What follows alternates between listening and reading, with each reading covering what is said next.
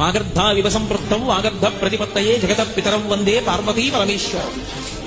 అందరూ శివుడికి చెందిన వారే. అందుకే మీరు జాగ్రత్తగా గమనించండి, భూత ప్రేత పిశాచాతులు ఉంటాయి, వాటికి కూడా తండ్రి ఎవరు అంటే శంకరుడే. నాకు 10 మంది కొడుకులు ఉన్నారనుకోండి, అందులో 90 ఐఏఎస్లు, ఐపీఎస్లు, ఐఎఫ్ఎస్లు, ఐఆర్ఎస్లు, డాక్టర్లు, ఇంజనీర్లు ఉన్నా ఒకడు జేబు దొంగ అనుకోండి, వాడు నా కొడుకు కాదంటే వీల్లేదు. 90 ప్రయోజకులు అయితే ఒకడు అప్రయోజకుడు కూడా నా కొడుకే.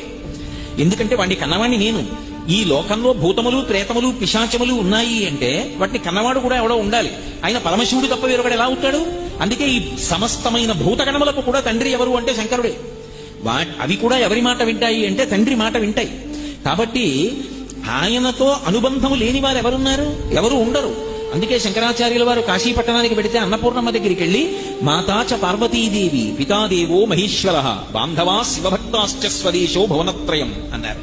మా అమ్మ పార్వతీదేవి, మా నాన్నగారు పరమశివుడు. భక్తులందరూ శివ అని నేను అన్నప్పుడు విష్ణువు కాదు అని మీరు అర్థం చేసుకోకూడదు. శివుడికి విష్ణువుకి మధ్య భేదం ఎప్పుడూ చూడరాదు.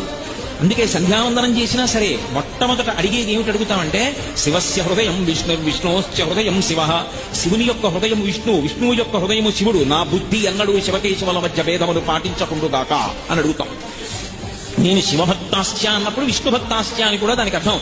కాబట్టి శివభక్తాశ్చ స్వదేశో భువనత్రయం,